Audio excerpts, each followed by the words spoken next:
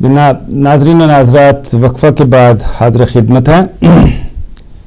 जनाब इलामा अब्बास आबदी साहब से क्वेश्चन कर रहे थे, सवाल कर रहे थे कि अली जान साहब घोटकी से उन्होंने 3 सवालात किए हैं कि आदम और शान तहारत, नूह और शान फ़ातिमा, और हज़रत मरियम की वालदा ने उन्हें पेश कर दिया था मस्जिद अक्सा की खिदमत के लिए, जबकि बेबी की खिदमत के लिए फरिश्ते आसमान से तशरीफ़ लाते थे।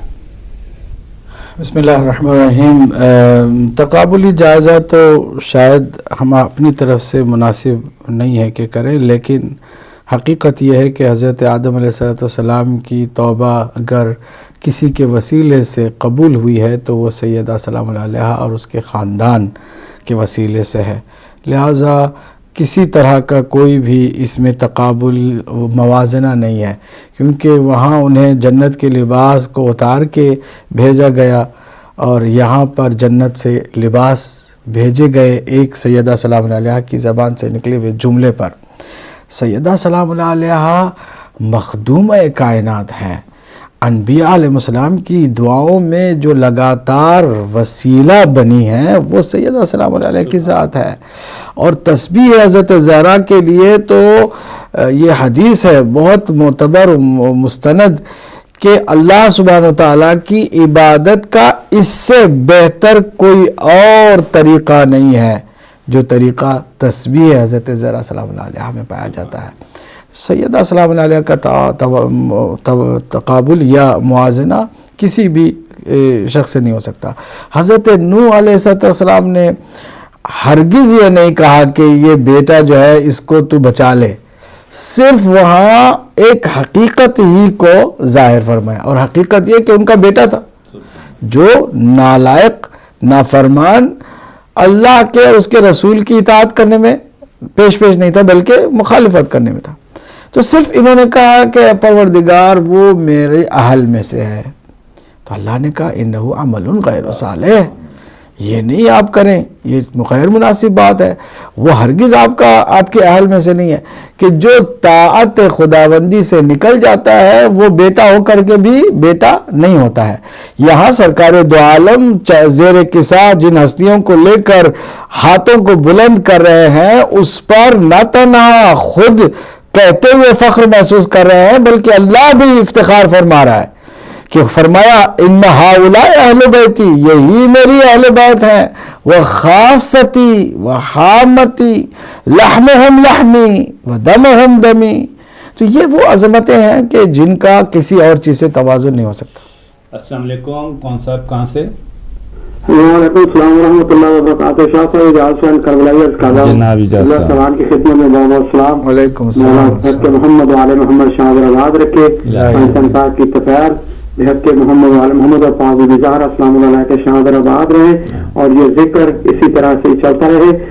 आज का मेरा सवाल है क़िबला सलाम की खिदमत में कि परवरदिगार का इरशाद है बिस्मिल्लाहिर्रहमानिर्रहीम कुल हुवल्लाहु अहद अल्लाहु समद लम यलिद वलम यूलद वलम यकुल लहू कुफुवन अहद, यानी अल्लाह का कोई कुफ नहीं है। और पैगंबर खुदा ने फरमाया कि फातिमा का कोई कुफ नहीं है, अगर अली ना होते तो फातिमा का कोई कुफ न होता।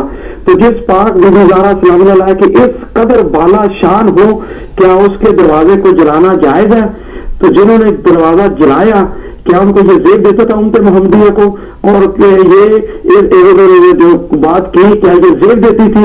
इस पर रोशनी डालकर हमारी तौफीक आपने इजाफा फरमाए। अल्लाहुम्मा सल्लि अला मुहम्मद व आले मुहम्मद व अज्जिल फरजा। बहुत शुक्रिया हसन करबलाई साहब, आपका थोड़ी देर में जवाब देते हैं जी। अच्छा, वो तीसरा जो उनका सवाल था जनाब मरियम सलाम अलैहा को लेकर के कि जनाब मरियम सलाम अलैहा को उन्होंने नज़र की थी उनकी वालिदा ने।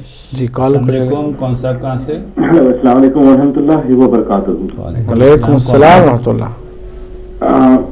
आपको आपके दोनों गेस्ट को रिस्पेक्टेड गेस्ट को सलाम हो। एक मामूली सवाल आज अभी एक और आ गया मेरे दिमाग में, तो मैंने कहा पूछे जाए। जी जी, यानी कि बेटे बनाता है अल्लाह, और अगर नबी कह दे कि मेरे बेटे, तो हकीकी यानी कि बात यह है कि वो नबी के बेटे हैं। तो नबी के बाद नबी का बेटा ही खलीफा बनना चाहिए ना। चलो हजरत अली को तो छोड़ दे फॉर 1 सेकंड। तो दुनिया ने क्यों नहीं माना حضور کی اس بات کو کہ یہ میری بیٹی ہیں امام حسن اور امام حسین علیہ السلام, ان کے اوپر تھوڑا بہت سا فرمائیں. شکریہ سر, آپ سب کو اللہ. اگر میں غلط نہیں ہوں تو ڈاکٹر علی, نہیں یہ محسن محسن صاحب, جی محسن, جی جی جی نمستے. تو جناب مریم سلام اللہ علیہا کا ذکر قرآن مجید میں آیا, بلکہ پورا ایک سورہ موجود ہے. ان کی والدہ ماجدہ نے نذر کی تھی کہ اگر اللہ کوئی بھی اولاد دے تو بیت المقدس کی خدمت کے لیے ان کو لگا دیں گے. اتفاق سے اللہ نے بیٹی عطا کی. یہ خود اس بات کی دلیل ہے کہ اللہ سبحانہ وتعالیٰ جب اپنی رحمتوں کو جوش میں لا کر رحمتوں سے کائنات کو نوازنا چاہتا ہے تو وہ بیٹی ہی عطا کرتا ہے. چنانچہ جناب مریم کو انہوں نے وہاں کے لیے خادمہ کے طور پر رکھا. یہاں پر سیدہ سلام اللہ علیہا کا خود وجود مبارک مسجد کے ساتھ, مسجد کے صحن میں موجود ہے. سارے دروازے بند کرا دیے گئے اللہ کے حکم سے جو مسجد کی طرف کھلتے تھے. صرف ایک دروازہ جو بی بی سلام اللہ علیہا کا تھا, اس کو اللہ کے حکم سے نبی مکرم نے اسی طرح کھلا رکھا جس طرح سے کھلا تھا. نہ تنہا ایسا ہوا بلکہ ان سے مسجد کی خدمت لینے کی بات تو چھوڑیے, صبح کے وقت فجر کی نماز سے پہلے جب تک سید سرکار دو عالم صلی اللہ علیہ وسلم زندہ تھے, ہر فجر کی نماز سے پہلے دروازے بطول پر جاتے تھے سلام اللہ علیہا, اور جا کر کے ہاتھ رکھتے تھے, رکھ کر کے کہتے تھے السلام علیکم یا اہل بیت النبوہ. جی السلام علیکم, کون سے؟ وعلیکم السلام, سید سفیر حسین نقوی کے ماتم شفیع صاحب, السلام علیکم. وعلیکم السلام صاحب, پیر مولا علی مدد.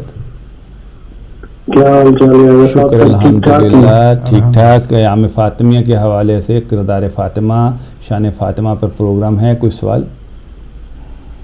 جی ہاں بالکل میں پروگرام دیکھ رہا ہوں اور تمام میں اتفاق حاصل کر رہے ہیں. مولا آپ کی توفیقات میں اضافہ فرمائے. آپ جیسے نورانی چہرے بہت ہی دل کو پرسکون محسوس ہوتا ہے.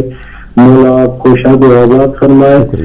میری آپ سے ایک چھوٹی سی گزارش ہے کہ آپ کی لائن ڈراپ ہو کی. جی قبلہ.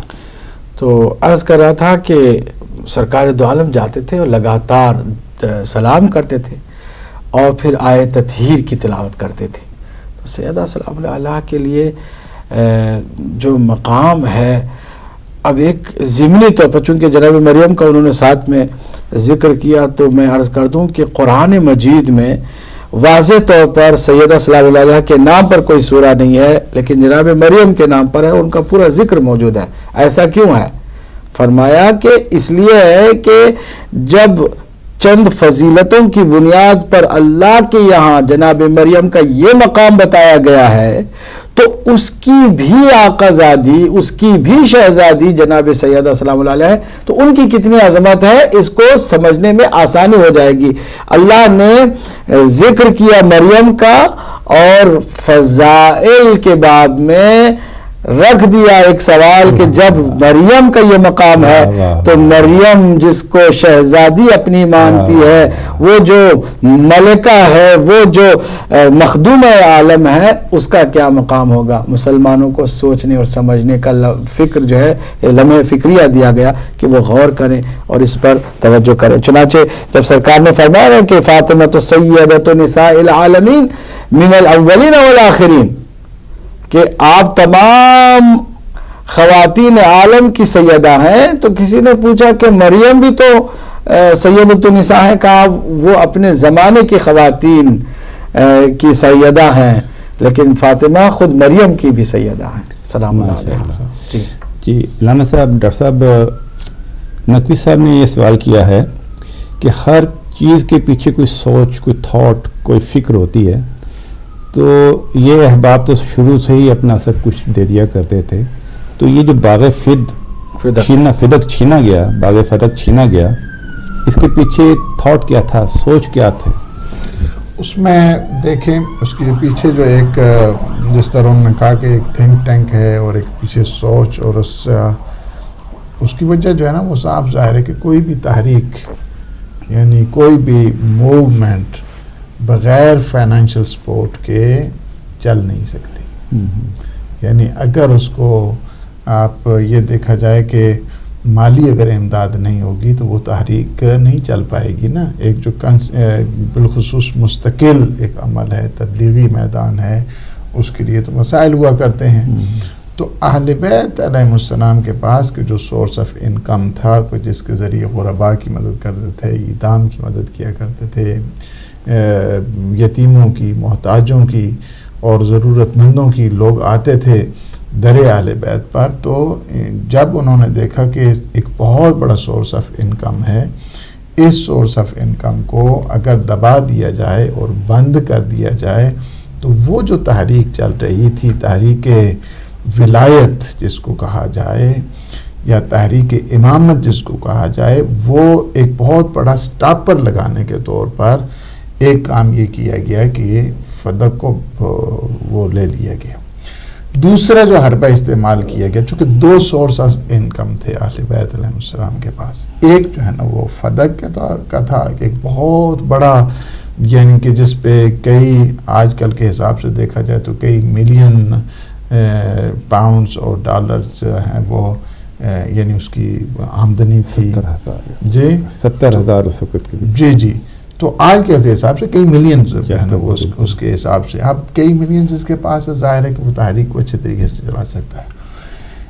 دوسرا جو سورس آف انکم تھا وہ تھا خمس کا.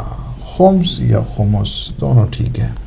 یہ جو سورس آف انکم تھا خمس کا، اس کو بند کر دیا گیا کہ نہیں، یہ تو گورنمنٹ کے پاس جانا چاہیے، اس وجہ سے کہ اگر یہ فوجیں کیسے چلیں گی، یہ حالات کیسے بدلیں گے، یہ اخراجات کیسے پورے ہوں گے. یہ دیکھا کہ فدق کو بعد پھر بھی سلسلہ تو چلنا شروع ہو گیا ہے، ایک مرکزیت پھر بھی باقی ہے. اس مرکزیت کو دوبارہ روکنے کے لیے جو خمس تھا، اس خمس پہ بھی پابندی لگا دی گئی کہ خمس بھی نہیں دے سکتے، خمس بھی گورنمنٹ کو دینا ہے.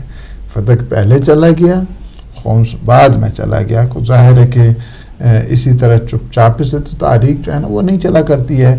اور یہی چیز ہے، اگر یہی ہدایت ٹی وی کو بھی اگر آپ دیکھیں کہ ہدایت ٹی وی کی بھی اگر فائنینشیل سپورٹ نہ ہو تو یہ بھی نہیں چل سکتا ہے. آج 7ویں سال میں الحمدللہ رب العالمین یہ جا رہا ہے. تو یہ جو کانسٹنٹ فائنینشیل سپورٹ ہے اس قوم کی، اس ملت کی، جس کے ذریعے جو ہے نا وہ چل رہا ہے. دوسرا کیا تھا کہ جو خمس کا نظام تھا، خمس کے نظام کو جو ہے نا روکا گیا. حقیقت میں بنو امیہ کی دو بڑی سازشیں رہی ہیں اہل بیت کے خلاف. پہلی یہ تھی کہ فدق کو لے لیا گیا. دوسری یہ تھی کہ خمس کے اوپر جو ہے نا وہ پابندی لگا دی گئی. آج اگر شیعہ بھی ہے اور خمس کو بھی نہیں دیتا اور اس کے بعد دعویٰ کرتا ہے کہ میرا شمار جو ہے نا محبان سیدہ سے ہے، شیعان سیدہ سے میں ہوں، تو اس کو حقیقت میں نہیں. یعنی جو دو بڑی سازشیں کی گئی ہیں، بڑی آج اس پروگرام میں کہ جو بالخصوص سیدہ سلام اللہ علیہا کا ہے، اور اس میں یہ مسئلہ سننے کے بعد کم از کم اس کو اپنے اس پروگرام کا تعویذ سمجھ کے یہ گلے میں باندھ لے کہ آج کے بعد مجھے اگر میں خمس نہیں دے رہا ہوں تو اس پروگرام کے تو فعل اور یہ ایام کے جو ایام فاطمیہ ہیں، کم از کم اپنے خمس کا حساب کرے. اور اگر ہم صحیح معنوں میں حساب کریں، جتنا رچ فائنینشیل سسٹم شیعہ کا ہے اتنا ہی. مجھے امام خمینی کے وہ جو دو لفظ ہیں کہ فرماتے ہیں اگر تہران کے جو بزنس مین اور بغداد کے بزنس مین دونوں یہ اپنا خمس دینا شروع کر دیں تو دنیا میں کوئی سید غریب نہیں ہوگا. یعنی کوئی دنیا میں، چونکہ ہم جو اپنے واجبات ہیں اس واجبات کی طرف نہیں جا رہے ہیں. تو یہ ایک بہت بڑا جو سورس آف انکم تھا، خمس کا پابندی لگائی ہے بنو امیہ نے. تو یعنی کیا ہے کہ جو خمس جنہوں نے پابندی لگائی خمس پہ، ان پہ کیا کیا ہونا چاہیے، اور جو جان بوجھ کر خمس نہ دے اس پہ کیا ہونا چاہیے، یہ تو انسان کو خود اس بارے میں خود فیصلہ کرنا ہوگا کہ ہماری کون سی لائن ہے، ہماری لائن وہ ہے کہ جو اہل بیت علیہ السلام نے جس کی طرف ہمیں متوجہ کیا ہے یا وہ جو دوسری طرف ہے. تو لہٰذا ایک جو محبان سیدہ سلام اللہ علیہ میں یہ ایک کوالٹی ہونی چاہیے، وہ یہ ہے کہ ادائیگی خمس کرے. السلام علیکم، کون صاحب کہاں سے؟ وعلیکم السلام جی، مظفر نقوی ناروے سے بات کر رہے ہیں. مظفر صاحب کیا حال ہیں؟ مولا کا کرم ہے شاہ صاحب آپ کو، قبلہ ڈاکٹر غلام حسین ندیر صاحب کو اور قبلہ سید عباس عابدی صاحب کی خدمت میں ایام فاطمیہ کی تعزیت پیش کرتا ہوں. ماشاءاللہ ہمیشہ کی طرح آپ بڑے احسن انداز میں سیدہ سلام اللہ علیہ کے فضائل پر روشنی ڈال رہے ہیں. اور ڈاکٹر صاحب نے کیا بہترین نقطہ بیان فرمایا ہے، جس میں رضی اللہ کی ڈگری لینی ہو تو جناب سیدہ سلام اللہ علیہ کو راضی کرے. ماشاءاللہ جزاک اللہ. میں بی بی کے حضور چند اشعار تحت اللفظ میں ہدیہ کرنا چاہتا ہوں. بسم اللہ کیجیے. درود کریں. اللہم صلی علی محمد و آل محمد وعجل فرجہم. فکر انسان کی نہ پہنچے گی جہاں ہے فاطمہ، ہے فلک جس کی زمین وہ آسماں ہے فاطمہ. باپ ختم المرسلین، شوہر امام المتقین، عصمتوں کے دائرے کے درمیان ہے فاطمہ.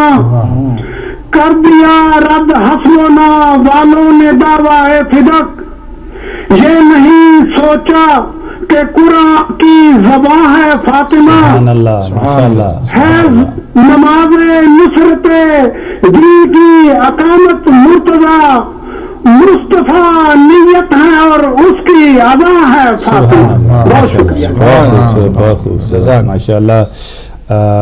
ہمارے پاس اب 5-4 ہی منٹ باقی رہ گئے ہیں، تو قبلہ میں آپ کی طرف چلتا ہوں. میرے پاس نقوی صاحب کا بھی سوال ہے اور اجاز کربلائی صاحب کا بھی سوال ہے. تقریباً ملتا جلتا ہی سوال ہے کہ بلکہ اجاز کربلائی صاحب اور محسن صاحب کا ملتا جلتا سوال ہے کہ سورہ توحید میں کف ہیں فاطمہ، اور جو فاطمہ کف ہیں ان کے دروازے کو جلایا گیا، اور ساتھ ہی وہ کہہ رہے ہیں محسن صاحب کے جو بیٹے حسن و حسین ہیں، ٹھیک ہے مان لیا کہ رسول خدا کے بعد علی کو تو نہیں دیا گیا، پہچانا نہیں گیا، بہت ساری تعویلات ہیں، تو حسن اور حسین تک آتے ہوئے تو ہر چیز کلیئر تھی، پھر بھی انہیں خلافت نہیں دی گئی. حقیقت یہ ہے کہ جن کو خود رسول اکرم صلی اللہ علیہ وآلہ وسلم سے عناد تھا اور سرکار کی ہیبت کی وجہ سے اس کو ظاہر نہ کر سکے، انہوں نے اس عناد اور کینے کو اہل بیت اطہار پر اتارا اور ظاہر کیا.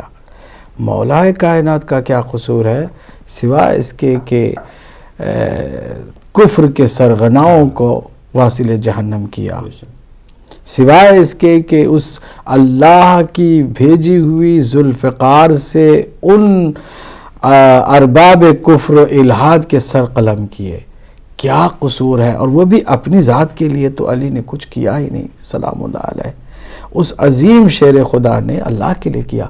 اور اس کو ابھی قبلہ فرما رہے تھے کہ خمس کو بھی اور فدق کو بھی جو ان سے جدا کر لیا گیا، اس کے لیے بھی ان کو ایک میڈیا کی ضرورت تھی، پروپیگنڈے کی ضرورت تھی، اور پروپیگنڈے کے لیے وہ لوگ استعمال کیے گئے کہ جن کے کسی نہ کسی رشتہ دار کو حالت کفر میں میرے مولا نے واصل جہنم کیا تھا.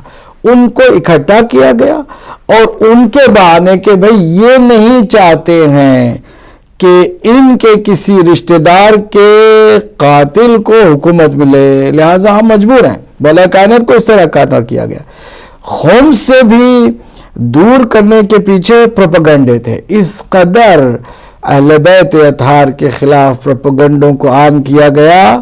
اگر آج ہم دیکھتے ہیں تو اچھی طرح سے ہم سمجھ سکتے ہیں کہ اگر ہدایت ٹی وی کو 7 سال سے لگاتار سپورٹ کرنے والی کوئی قوم، باشعور قوم، باغیرت قوم، باوفا قوم اور با کردار قوم سپورٹ کر رہی ہے، تو اس قوم کو بھی سپورٹ کرنے سے روکنے کا ایک ہی ذریعہ نکالا ہے، وہ یہ کہ نیگیٹو پروپیگنڈا کرتے چلے جاؤ.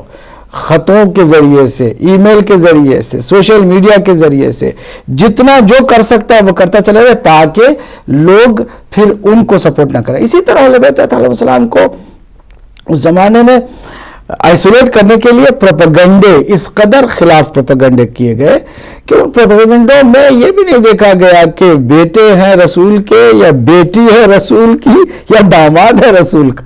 تو بیٹوں کو تو آپ چھوڑیے، خود بیٹی براہ راست، وہ بھی اکلوتی بیٹی کیا مانگ رہی ہے آپ سے؟ آپ کا حق مانگ رہی ہے، آپ کی دولت مانگ رہی ہے، آپ کی حکومت مانگ رہی ہے، اپنا جو اللہ کی جانب سے اور نبی مکرم کا دیا ہوا وہ حق کہ جس پر سرکار دو عالم صلی اللہ علیہ وسلم نے بی بی کو پہلے ہی تصرف کا بھرپور حق دے دیا تھا. تو کیا ایسی سچویشن کو ہم سمجھنے کے بعد یہ توقع کریں ان سے کہ وہ حسن و حسین کو بیٹا سمجھ کر کے وہ کچھ دے دیں گے؟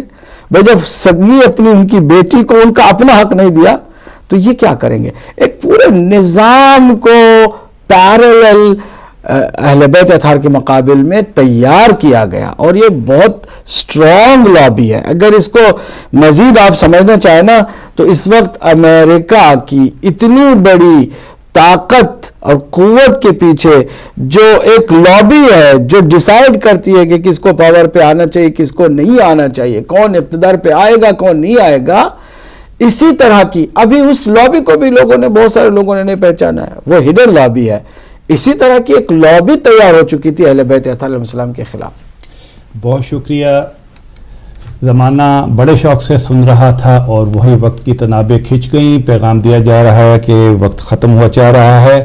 ناظرین و ناظرات، میں آج کم از کم میری اپنی ذات تک میں آج اس نتیجے پر پہنچا ہوں کہ جیسے آپ ایک بہت خوبصورت گائے بکرا خریدیں اور اللہ کے نام پر اسے خریدیں اور اللہ کے نام پہ اسے قربان کرنے کے لیے لے جائیں اور پھر اللہ اکبر کہے بغیر اسے قربان کر دے تو وہ جانور حرام قربانی چلی جاتی ہے. اسی طرح آپ نے بہت ہی نیک کمائی کی، بڑے ہی اچھے اور احسن طریقے سے اسے کمایا، مگر اگر آپ نے اس میں سے خمس نہیں نکالا تو وہ تمام کی تمام کمائی آپ کی گندی ہو گئی، وہ آپ کی تمام کمائی حلال نہیں رہے گی. اور یہی بنو امیہ کی کوشش تھی کہ کسی نہ کسی طریقے سے لوگوں کی کمائی کو حرام قرار دے دیا جائے، حرام بن جائے، تاکہ پھر شیطان ان کے اوپر حملہ کرے اور وہ اہل بیت اطہار کے کسی بھی پروگرام شریعت کو یا ان کو فالو نہ کر سکیں اور غلیظ پروپیگنڈے میں اور اپنے آپ کو غلاظت میں مبتلا کر دیں. تو ناظرین و ناظرات، آج جو جہاں بھی مومن ہے وہ یہ سمجھ لے کہ اگر اس کے دل میں یہ بات امڑ کر آتی ہے یا اسے کوئی یہ کہتا ہے، چاہے وہ کتنا ہی علی کرنے والا ہی کیوں نہ ہو، اور وہ صبح سے لے کے شام تک کالے کپڑے پہن کر اور بہترین زنجیر زن ہو اور ساری زندگی وہ ایمان کے غم میں پیدل ننگے پاؤں پھرے، مگر اگر وہ یہ کہے کہ خمس نہیں دوں گا اور خمس نہیں دیتا تو سمجھ لے اس نے اپنا تمام عبادت کو حرام کر لیا ہے. یاد رکھیے، خمس کے ذریعے دینی مدارس اور دینی انتظامات اور شریعت محمدی کا نفاذ ممکن ہوتا ہے، اور یہ چلتے ہیں جیسے یہ ہدایت ٹیلی ویژن آپ کے سامنے موجود ہے. آج ہی اپنے پر نظر ڈالیے، اپنے خمس پر نظر ڈالیے اور ہدایت ٹیلی ویژن کے لیے آپ آگے بڑھیے. انشاءاللہ کل اس سلسلے میں چیریٹی اپیل بھی ہوگی، مگر آج ہی اب خوف سے کانپ اٹھے، میرا ایک رواں کھڑا ہو رہا ہے. حالانکہ میں خمس دیتا ہوں اور باقاعدہ دیتا چلا آ رہا ہوں کئی سالوں سے، مگر میں پھر بھی کانپ رہا ہوں ان کا سوچ کر کہ جنہوں نے اب تک خمس نہیں دیا. جاگیے اور خمس دیجیے، اور آپ کے پاس سب سے نزدیک ہدایت ٹیلی ویژن، ایک ٹیلی فون گھمائیے اور اپنی کمائی کو حلال کر لیجیے. اس بات کے ساتھ ہی یہ امام فاطمیہ کے شان سیدہ کی شان کے حوالے سے اس پروگرام کو اختتام کرتا ہوں. میرے مہمان گرامی مولانا غلام حسین عدیل صاحب اور میرے ساتھ دوسرے مہمان جناب علامہ سید عباس عابدی صاحب کے ساتھ مجھے اجازت دیے. السلام علیکم ورحمۃ اللہ وبرکاتہ.